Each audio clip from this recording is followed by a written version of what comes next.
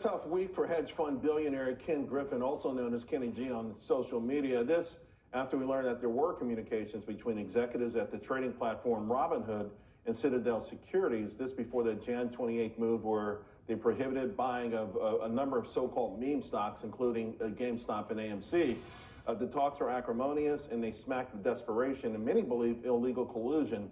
It was highlighted by this internal chat message on January 27th, where Robinhood President Jim Swerdlow said, "You wouldn't believe the convo had with Citadel. Total mess." Joining me now, former SEC attorney Lisa Braganza of Braganza Law.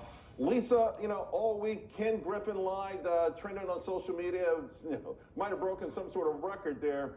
Citadel Securities, in the meantime, broke their silence with a series of tweets that I personally don't think helped their cause. You've had a chance to look at all of this. What's your thoughts? Thanks, Charles. It's pretty amazing when you see a big, sophisticated company like Citadel respond to this kind of criticism. I mean, honestly, they stopped listening to their lawyers and started listening to their PR folks. And the tweets don't really help. I absolutely agree with you.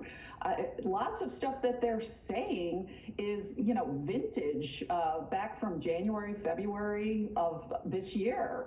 It does not reflect the new information that just came out. So it's a little puzzling.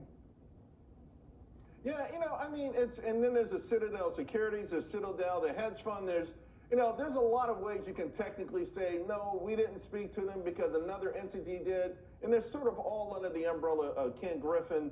And I just think what people are looking for here is just greater transparency. At this point, since, I don't know, do they wait for the case to come to a conclusion? People out there really now say they smell a rat and they think something is wrong.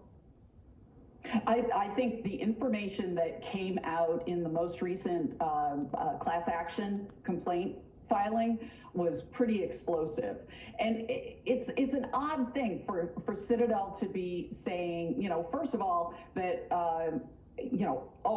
Ken Griffin did not talk with Vlad Tenev. Oh, who cares? The two entities are communicating. We know that now from these communications that have come out and are cited in this new complaint. So now, it appears that Citadel's theory is, that they're trying to sell everybody in the world on, is that if the DTCC, which is that clearing entity that sets can establish margin calls and require additional margin from brokers, and Citadel seems to be saying since DTCC demanded that Robinhood put up an additional $3 billion to cover its trading, that absolves Citadel completely of any possible wrongdoing, and that just seems ridiculous. All decisions made by companies, by individuals,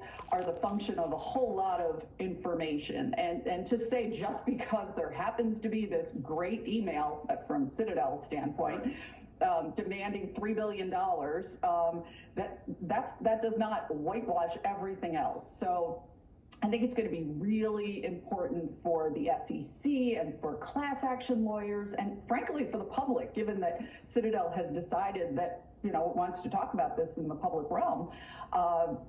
It's important for everyone to be able to see what was the mix of information that Robinhood had.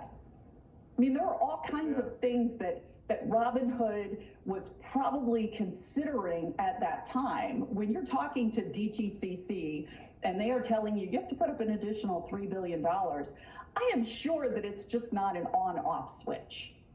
There's probably, there are different things that can happen. And as we saw, they didn't put up $3 billion, but they did establish, some trading restrictions.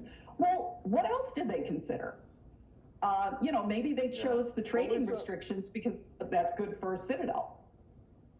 Yeah, and that's the question. And a lot of people are drawing their own conclusions, but certainly there's something there, right? When they say there's if you see smoke, there might be fire. With these emails and these correspondence that now are available to the public, I think it's been a game changer. We'll see. Always appreciate.